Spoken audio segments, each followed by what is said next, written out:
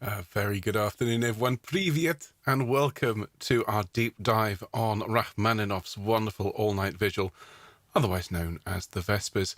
Thanks so much for joining me this afternoon, everyone. So it's a non-singing session today. I'm absolutely in the middle, almost exactly in the middle of the SIC Summer School in this wonderful Russian Wonders Week. And so I thought today, rather than singing, given my voice has to last to the end of the week, I thought instead we would just have a really good deep dive into this wonderful, wonderful music. And as always, we're going to be talking, well, in order to dive, I feel, into a composer's music, we have to find out a bit more about the person themselves. And so today we're going to talk about Mr. Rachmaninoff, Sergei Rachmaninoff, and his life, everything that led up to the creation of the Vespers, and a little bit about what followed. They say a composer, an author, an artist must write from the heart, from their own experiences. Well, when you hear about Rachmaninoff's life, I'm sure you'll agree there are very good reasons why his musical style is so bittersweet, so beautiful, so poignant. So thank you so much for being here, everyone. Now, what we're going to do, I'm just going to very quickly check that the sound files and everything I've got sorted out here is ready to go, and then I shall have a good old chat with you. It's lovely to see so many of you here. Now, if you are here but you're not in the comments, a very, very good afternoon to you. Special hellos, as always, to my friends Anne and her friend Linda. Hello to dear Val and to Kit Kat.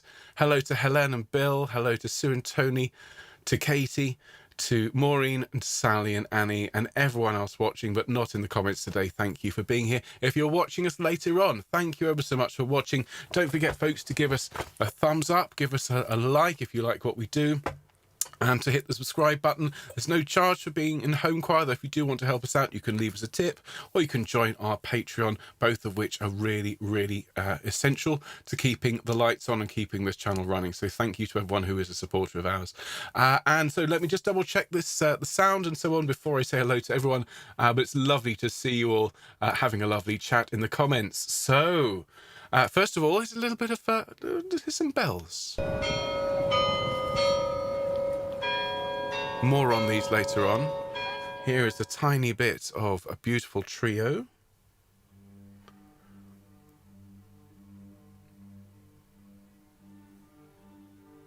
Oh, I know it's quiet. It's supposed to be.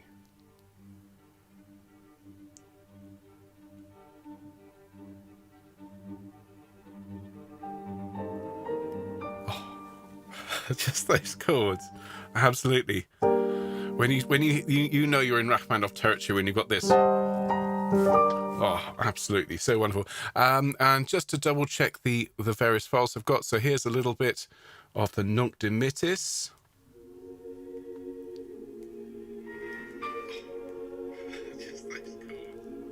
And here is the start of this video I've got of the Rach Vespers. Now, this isn't the Rach Vespers. This is the introductory bit. But just to check it's running, and back to the chat. Okay. Oh, wonderful. Everything's working. That's such a relief. Oh, I also just need to double check you can see my presentation. So that all seems to be fine. Great stuff. Well then, how is everyone doing? Lisa says, thank goodness for no singing. I'm on catch up and feel like I'm falling behind. I'd hate for anyone to feel like they're falling behind. And so, Lisa, it's my great pleasure to not be singing for you today. And I do hope you enjoy this. I mean, Rachmaninoff's music, oh my goodness me, it is such a... And you'll understand more about it once you hear about his life. But, you know, everyone has struggle in their lives. And Rachmaninoff's music just has this... You feel the struggle that the man went through. You feel every note. It comes from a place of understanding of what it is to be a person, what it is to feel pain in one's life, and what it is to overcome that pain and to move forward despite everything. I mean, that is really the story of Rachmaninoff's life. So we'll be talking about that in more detail. But let's have a little look. So many of you here live today. How wonderful. Thank you so much for joining me, everyone. I do hope you're having a nice day. And if I just have a look at the participants now, this isn't a comprehensive list. This is just those people who've commented in the last few minutes. I can say hello to everyone. So hello to Ati, hello to Alison and to Barbara. Hello, Breda, Goodnab and Carla. Hello to Carol and Bumble. Hello to Carolyn. Hello to Christine and Malcolm. Hello to Dave and Jill. Hello, Diane. Good morning, Dorothy. Hello, Eileen. Hello, Liz. Hello, Anna. Hello, Irina. Good afternoon. Is it good evening, Jill? I hope your neighbours have calmed down a bit. Hello to Jill. Hello to dear Judith. Great to see you. Good morning, Julie. Hello to Jean. And a couple more people have joined on. So hello to Carolyn as well. Hello to Kareth and Lisa, and to Michael and Mike. Hello, Nikki and Ruth. Great to hear that Matthew's back at school, Ruth. That's lovely. Hello to Shan. Hello to Susanna and to Hanu. Hello to Suzanne. Bonjour. All right, Terry. And hello to Virginia and anyone else who's joined us in the last few minutes. A quick scan down the list. I see Karen's here. Hello, Karen. And everyone else. Wonderful. Thanks ever so much for being here, folks. Carla's talking about a Banksy expedition, or exhibition, I should say. Need to get new eyes. Fabulous. Well, we're going to start, folks. As I've said, this is a non-singing session. This is just a deep dive. So it'll be me talking about this wonderful music, sharing some of it with you, and hopefully, introducing some new ideas and some new themes to you. If you know Rachmaninoff's music, if you've experienced any of it, his piano music is so sublime, his symphonies, his piano concertos, or even if you do know the Vespers, I think today's session is going to be a great interest to you. As I've said already, though, if you wouldn't mind giving us a like and subscribing if you haven't done so, that would be wonderful. Hello, Glennis. Lovely to see you. Hello to Patrick and Judith. I can't miss Glennis shouting in all caps. Great to see you. Well, look, we're going to get started, everyone. Please do keep chatting now. I'm going to actually pop your comments out, and I'm going to put them here below my presentation so I can scan them. Usually when I'm singing, I do pop your comments over to one side so that all the chat about what's going on in people's lives doesn't necessarily get picked up desperately quickly, but I will keep an eye on the comments if you have any burning questions as we go, ladies and gentlemen. So do please enjoy today's session. Sit back, relax, make sure you've got a drink. I've got my iced coffee, and the ice doesn't seem to be melting as quickly as it did yesterday, which is always good. So do please enjoy. So here we go, everyone, and we're going to start. So let's have our presentation up on screen. Right, everyone. So welcome to the second in our series Exploring the Great Works with me, Ben England. And last week we looked at Mozart's Requiem, an amazing work. Well, this week's work is no less wonderful, no less amazing, and no less powerful in terms of its emotional impact. Rachmaninoff is an incredible character.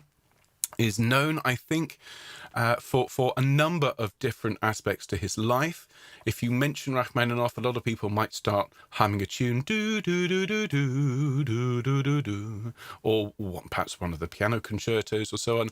He's obviously well known as a composer. He was also a very prominent conductor of the late 19th and early 20th century.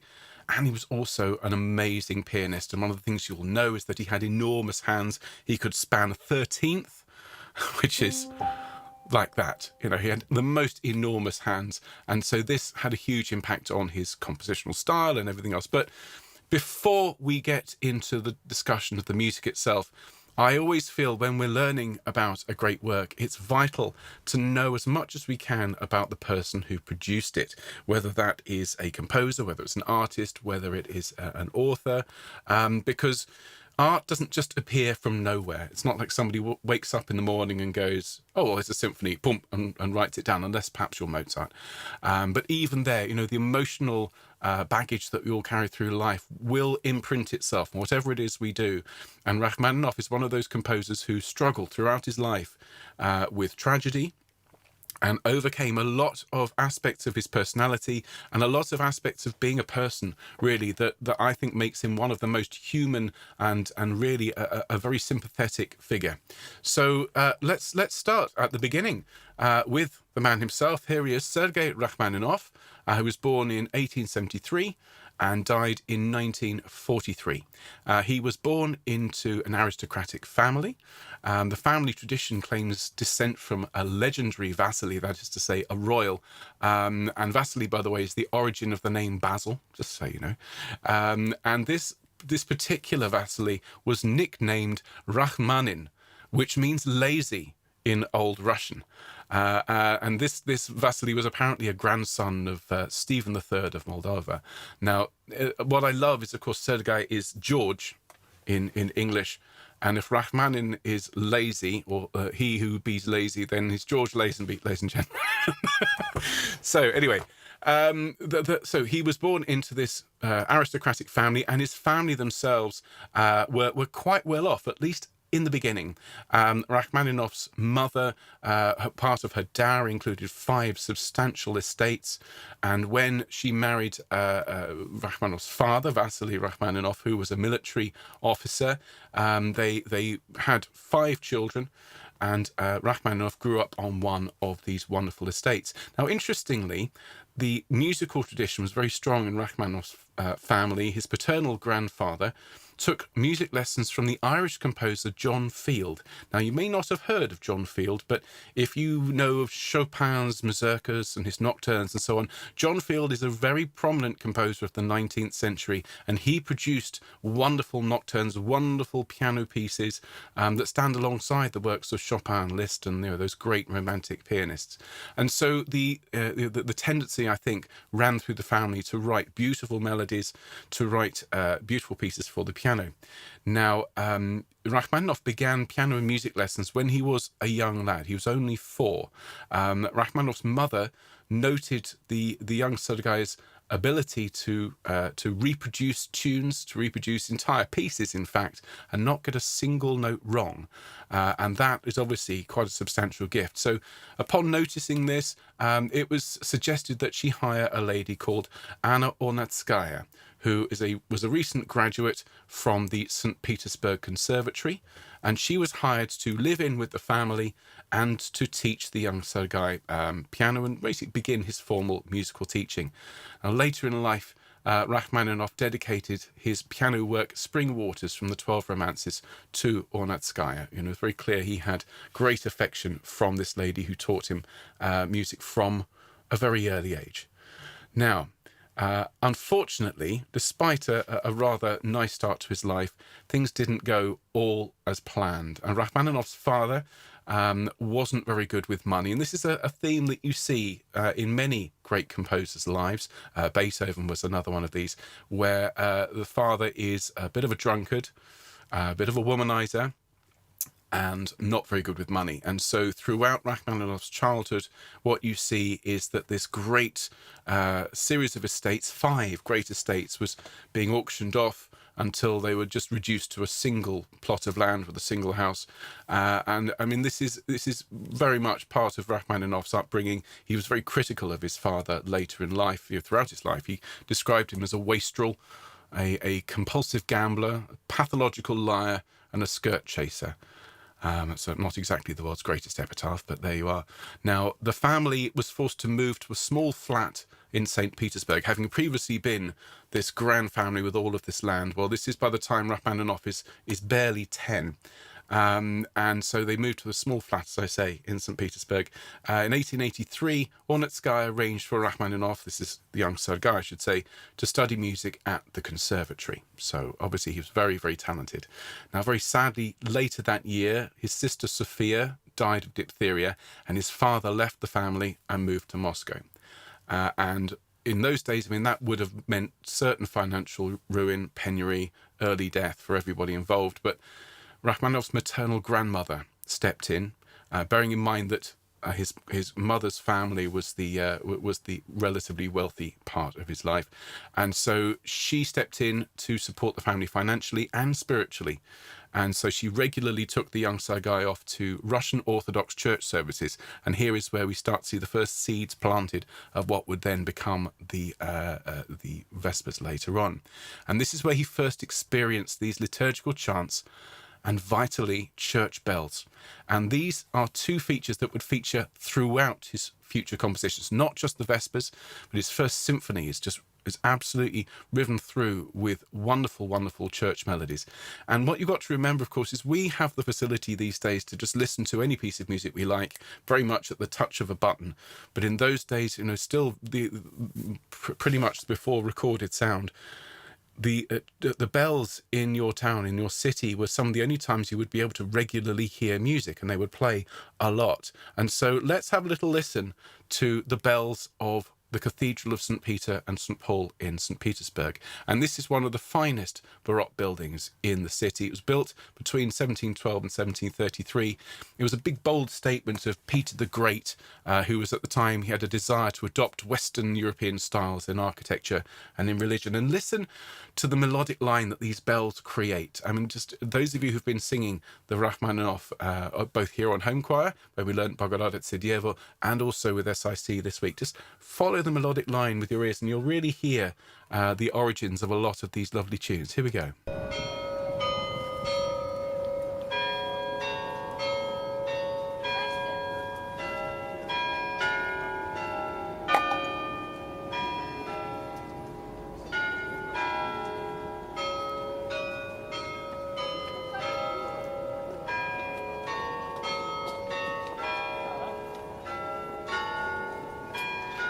There we are. So, these bells would play all day, every day, and really these tunes became part of Rachmaninoff's musical upbringing as a boy. And as I've said, he later in life, he wrote an incredible piece called The Bells, which I would love to conduct one day, which was all about this exactly. So the young Rachmaninoff was at Conservatory, but further tragedy struck in 1885 when he was only 12. His beloved older sister Yelena died of pernicious anemia. Now, she was a vital figure in Rachmaninoff's life, not only as his big sister, but also as the person who introduced the young Sergei to the music of Tchaikovsky. And Tchaikovsky was at the time, the absolute pillar of Russian music, about as popular as the composer has ever been in Russia. Now, this obviously had a huge impact on the young lad, and very unfortunately, his studies at the Conservatory started to slip. It said he took a more relaxed attitude to his classes and he failed his general education. There was no problem with his piano, with his music, but the general education, I'm afraid, started to slip. And he got caught fiddling his report cards. Okay, he falsified his report cards in what the composer Rimsky-Korsakov later called a period of purely Russian self-delusion and laziness, which I think is lovely. And if you remember, of course, that Rachmaninoff comes from Rachmanin, meaning lazy, perhaps there was a little bit of fate there. Now, alongside this decline in his academic studies, he was also performing, however, as a very successful pianist at the Moscow Conservatory. And during this time, he was entertaining grand dukes and other notable figures and figures of royalty. So whilst his general studies were declining, his music was very strong. And on failing his spring exams, Ornetsky, remember his early piano teacher, told his mother that his admission to further education might not carry on. It might be revoked. Now, this was obviously of great concern to his mother. So his mother then consulted with Alexander Silotti, her nephew, and an accomplished musician in his own right, a pupil of Franz Liszt. And this, on the left, is Mr. Silotti. And he recommends that Sergei be transferred to the Moscow Conservatory. Okay, so up to the big leagues, everyone, and receive lessons from his former teacher, the more strict Nikolai Zverev, okay, who was a real stickler, basically taught with the rod. And this lasted till 1888. Sergei did indeed move to Moscow and move to the conservatory there. It turns out what he needed was a bit of discipline, and so his studies then picked up again. Now, from 1885 to 1893, the young Rachmaninoff grew in experience and confidence. He lived with his piano teacher, Zverev, in Moscow for 4 years, and during that he met and befriended the young Scriabin, who was a fellow piano pupil as well. Now, after 2 years of hard work and graft and probably quite a few rapped knuckles, he was awarded a prestigious scholarship and began study of the advanced techniques of piano. He spent his summer break in 1819 here in Ivanovka which was a private estate, which he returned to for many, many years until 1917. And we'll talk more about 1917 here a bit later on. He wrote a great deal of his early music here at Ivanovka, including his Piano Concerto No. 1. So this is where things start to both take off and also drop off for Paul Rachmaninoff. Now, this gentleman here to my left is Tchaikovsky. And in 1892, Rachmaninoff put on his first independent concert, which he organised, and it was very successful, which led to his first commission, which was a one-act opera called Aleko. And Aleko was hugely successful. One thing I do need to say before we talk about the opera is that he wrote it in 17 days. And this is the first time you sort of hear of this, incredible productivity. But this is a feature of Rachmaninoff's compositional style. When he was in the zone, if you like, he would work solidly until the piece was completed, unlike some composers who toil for years over a single work. And when you hear about the Vespers, when you hear about subsequent pieces, you hear that he wrote it in a week, he wrote it in 2 weeks, he wrote it in 3 weeks. And so Aleko was produced during a period of extreme productivity. And it was, as I say, highly successful. The premiere was attended by Tchaikovsky, who came up to him afterwards and praised his work. Now, you can imagine, as somebody who's venerated and worshipped this composer throughout his life, to have him at the first performance and to receive such praise was hugely, hugely important to him. Now, Aleko wasn't just important for personal reasons, for professional reasons as well. It was vital to Rachmaninoff's development. It got him the highest mark possible at the Conservatory. He was still studying at the time. He was also awarded the Great Gold Medal of the Conservatory, which had only been previously awarded twice before in the whole history of the institution. Now, this allowed Rachmaninoff to graduate with distinction. He got his diploma. He was therefore able to style himself as a free artist, as a professional musician, and begin work. So it's a vital, vital step, this Aleko. It also, by the way, was being performed at this theatre in Moscow, and it generated a regular income for him, which of course is vital for musicians. Now, in 1893, just a year later, whilst in Kiev to conduct a performance of Aleko, Rachmaninoff heard of Tchaikovsky's death from cholera. Now, this news completely blindsided him and left him absolutely stunned. Later that day, he began work on a beautiful piece, the Trio Elegiac for piano, violin, and cello. He wrote it in just 2 days. Again, one of these brief periods of productivity, and it remains one of his most emotive and deeply gloomy works. And you can really hear the grief for his idol. And we'll listen to a few bars here. You hear the fluttering. It's very quiet, by the way. Those of you listening on external speakers, you might need to listen closely. You hear a sort of fluttering of strings, which seems to shift time signature before the piano comes in with that beautiful G minor tonality. So here is just a little bit of the Trio Elegiac composed for Tchaikovsky on hearing of his death. Here we are.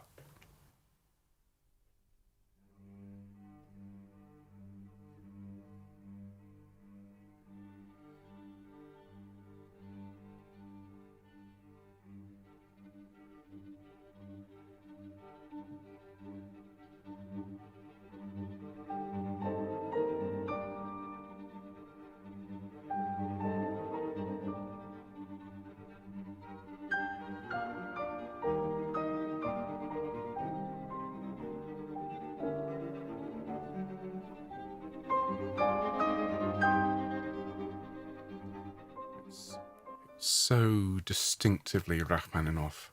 Those wonderful, wonderful chords.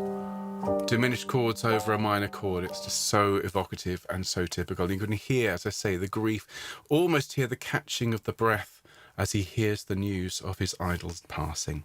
So very sad, and so much tragedy in the man's life.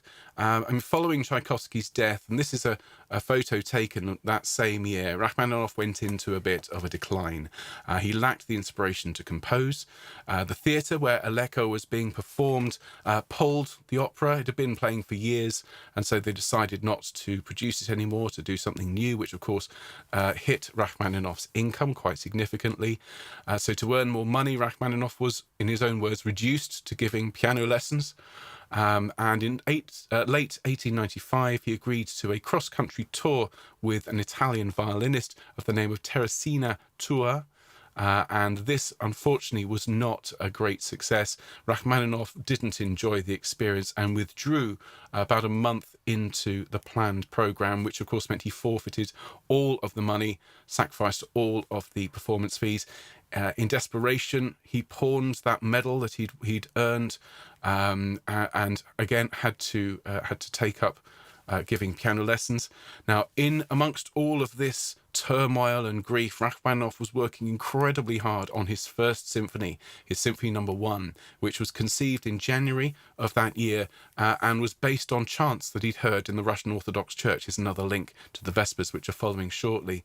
And he'd worked so hard on this, he'd basically burnt himself out, and he couldn't return to composition until he heard the piece performed. Now, it was performed in 1896, and unfortunately, in the process of rehearsing for this, a rather large sum of money that was not his was stolen from Rachmaninoff during a train journey, which he then had to work to recoup the losses. So a lot of tragedy on top of misfortune, on top of unfortunate events, all piling on top of the composer.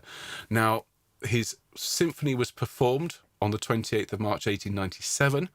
And Rachmaninoff was so nervous that he'd been caught before the performance hiding under a staircase. But the work was performed. Now, very, very sadly, it was panned by critics, in particular this gentleman here, César Cui, who likened it to a depiction of the 10 plagues of Egypt. And this is what he wrote. And I put a bit of fire on screen because, goodness me, this is a fiery review. If there was a conservatory in hell, and if one of its talented students were to compose a programmed symphony based on the story of the 10 plagues of Egypt, and if he were to compose a symphony like Mr. Rachmaninoff's, then he would have fulfilled his task brilliantly and would delight the inhabitants of hell. Now, that was quite a blow, and this was published in all the major newspapers. Now, Rachmaninoff himself didn't enjoy the first performance of his symphony. The conductor, Mr. Glazunov, was an alcoholic, and there's a lot of evidence to say that he did a really terrible job of rehearsing and performing Rachmaninoff's symphony, which, if I'm honest, I really enjoy, but the actual performance was not good. Rachmaninoff said, I felt deeply distressed and heavily depressed by the fact that my symphony did not please me at all after its first rehearsal. And he thought the performance in general was just poor, particularly Glazunov's contribution. So here is where we get to one of the most defining parts of Rachmaninoff's life. In 1898, he fell into a severe depression, which manifested itself in many ways, including complete and total writer's block. As he wrote later on, he said these 4 years were like the man who had suffered a stroke and had lost the use of his head and his hands, and he stopped composing altogether. And this, of course, is before he'd written these wonderful symphonies and piano concertos and so on that we know and love. There was a brief period where he produced a couple of tiny piano works in the middle of this very, very, very down period. But no, he was basically at a loss. Now, his aunt had a suggestion, because by 1900, Rachmaninoff had become so self-critical and so in doubt of his own abilities, he had vowed never to compose again, and he was just going to be a piano teacher. But his aunt gave him an important suggestion, a vital suggestion, to seek help from a family friend and physician called Nikolai Dahl. And Dahl worked with Rachmaninoff between January and April of 1900, and they had daily hypnotherapy and psychotherapy sessions, which worked to improve his mood, to improve his appetite, his sleep patterns, and reignite his desire to compose. And I'm delighted to say, ladies and gentlemen, it worked. Rachmaninoff went back to work and shortly afterwards produced his Piano Concerto No. 2, which is devoted and dedicated to Dahl himself. And one of the things I love about Rachmaninoff, and why it's so important, I think, to put all this work into context, is he is, to my mind, one of the first composers to publicly suffer from depression and to seek therapy and to get through it. And I feel that, knowing that he subsequently produced some of these most astonishing works, his most beloved works, after this period of writer's block and suffering some of the worst losses of his life, is a huge inspiration to me, and I know to many others. And not only was this Piano Concerto No. 2 received well by the public, it also earned him a prestigious award and a lot of money as a prize in 1904. Now, let's move towards the composition of the Vespers themselves. In 1910, Rachmaninoff became vice president of the Imperial Russian Music Society, whose president was a member of the royal family. Now, this is 1910. This is only a few years before the revolution. Rachmaninoff is very much entwined with the royal family, and later in 1910, he produced his first choral work, the Liturgy of St. John Chrysostomum, okay, which some of you might have performed. It's a lovely, lovely piece. It's very much a precursor of the Vespers, but it was banned from performance, unfortunately, because it didn't follow the format of a traditional liturgical church service. Then in 1915, bearing in mind the war by that point was underway, Rachmaninoff completed the all-night vigil, which we know of as the Vespers, after he attended a performance, I should say, of the St. John Chrysostomum and didn't enjoy it. He said he was disappointed with it, so he spent a grand total, ladies and gentlemen, of 2 weeks writing the all-night vigil, another burst of creativity. He passed the score to one of his colleagues, a choral composer of great note called Sergei Tanayev, and this was for him to correct any errors in the harmony and in the score and proofreading and correcting the polyphony. The score was returned unaltered. So that shows you, even though he didn't write an awful lot of choral music, what Rachmaninoff did write was perfect. Now, this piece was received so warmly at its Moscow premiere in aid of war relief that many subsequent performances were quickly scheduled. It made a lot of money for the war effort. Now, what's fascinating about the Vespers, other than the fact that it was composed in just 2 weeks, in January and February of 1915, is that it is a culmination of the preceding 2 decades of interest in Russian sacred music, including Tchaikovsky's own setting of the all-night vigil, and you can hear similarities between Tchaikovsky's and Rachmaninoff's works, in particular the use of traditional chants. We'll talk about that more in just a second. However, Rachmaninoff's setting of the all-night vigil is much more complex in its use of harmony and tonality and the way the parts work together, polyphony as it is. Now, here's a list of the movements that you'll see in the all-night vigil. There are 15 movements, and what's particularly of interest is bearing in mind that Rachmaninoff was not particularly religious. He had listened to this music. Of course, he'd been exposed to it by his maternal grandmother, and he'd heard a lot of these melodies played on the bells of his native town, but he didn't really follow the traditional outline of the Vespers, which is why it's not actually a Vespers service. He took parts from different traditions and combined them in a way that no one had ever done before. So from the Orthodox tradition, we have 6 pieces right at the start, and those of you singing on SIC this week, Come Let Us Worship is the first one, and Rejoice, O Virgin is the 6th. So these are from the Orthodox tradition. But then you have matins here. You have a number of movements here from the matins, and then from the first hour service right at the end. And what you also have here is different chant styles, and we'll talk about this in a minute, but the 3 that Rachmaninoff called upon were the Znameni chants, the Kiev chants, and the Greek chants, and all of them have different aspects that he wove together. Now, the ones that don't have a definition next to them were Rachmaninoff's own compositions. These ones that do have, Rachmaninoff used these styles and this particular chant and wove his own harmony around it. But the movements that he wrote himself were so close in style to these traditional chants that the composer himself called them conscious counterfeits or conscious copies. And what's glorious for those of us who know Rachmaninoff's music and love it is that every human emotion is encompassed within these works. I mean, it's praise, penitence, meditation, proclamation. It is an astonishing collection of works. Now, although the work was very well received and really seemed to set Rachmaninoff on a path of great success, unfortunately it was short-lived because the post-revolutionary Bolshevik authorities drove religious expression deep underground. The societies and the schools and the churches of which Rachmaninoff was a member were disbanded, and the vigil basically fell into obscurity for about 50 years. So obviously rather sad. Let's very quickly talk about some of the chants here. So the Znameni chant that I was talking about, this is perhaps the oldest form of chant that you'll hear in the Vespers. And this is an example of the so-called Stolp notation, which is this is written in. And those of you that are followers of the deep dive will remember the use of neumes in medieval texts. Well, there's certainly an awful lot to say in common here. These are little figures that show notes and little passages. And fascinatingly, a number of these passages, these symbols, not only mean musical notes, but also have religious significance. There's one specific sign right at the beginning, which is called Little Dove, which represents two rising sounds, but also is a symbol of the Holy Ghost. So there you are. Now, there are the other forms that I mentioned is the Kievan chant, which was first developed in what is now Ukraine.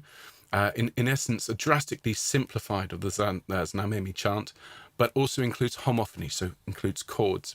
And the Greek chant, which we saw on the list earlier on, is one of the liturgical chants of the church, obviously, and is characterized by syllabic structure, so the music moving syllabically with the words, and a symmetry of rhythm and phrase construction. Now, what we're going to do now, folks, is to listen to some of the Vespers. And just bearing in mind, as I've been saying this week on SIC, Rachmaninoff used all of his experience as an orchestral composer to compose for the choir. Rather than writing relatively banal four-part texture, he employs sometimes 8, 12, 16 parts to create an incredible blanket of support for these chants that weave throughout. The melodies tend to move by step, very much in keeping with the traditions of the Orthodox Church. And you know what is particularly moving, I think, is just the exquisite harmonies that he drapes around the chants to create this completely unique style of singing that really nobody had ever heard before. Now let's have a little bit of the opening of the Vespers. Those of you, as I say, on SIC will recognize this. This is Priditye Poklonimsia, Come, Let Us Worship. Now there'll be a little bit of an introduction because I've got this video from YouTube. And so there's a little bit of a graphical introduction, but then you'll hear an Amen, an Amen, and then the opening of this wonderful Come, Let Us Worship, this call to a service. So here we are. Here's the opening of the Vespers.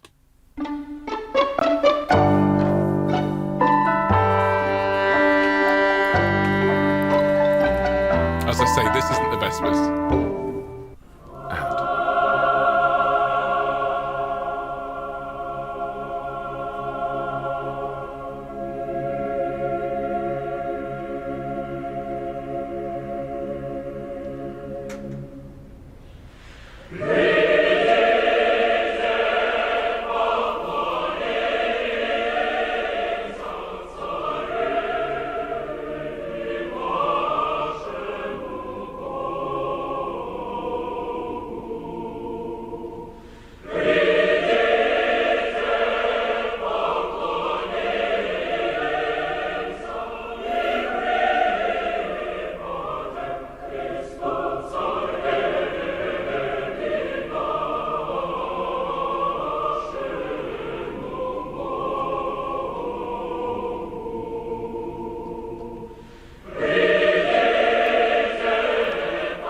So I've already said the use of bell motifs in this movement is very, very prominent. And here you'll hear them again.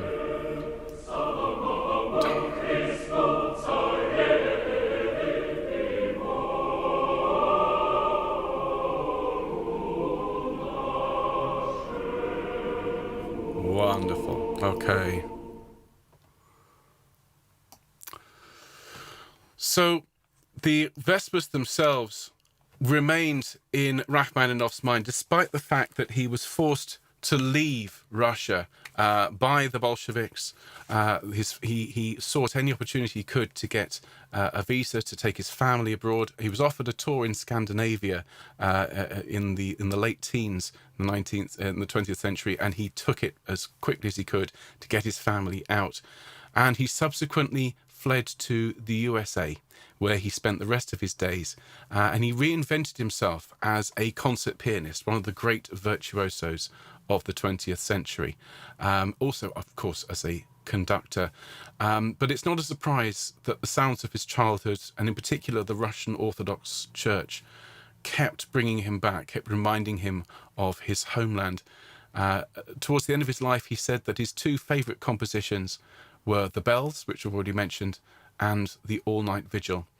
and the fifth movement of the all-night vigil, which is where we're going to finish today, the Nunc Dimittis. Lord, now lettest thou thy servant depart in peace according to thy word.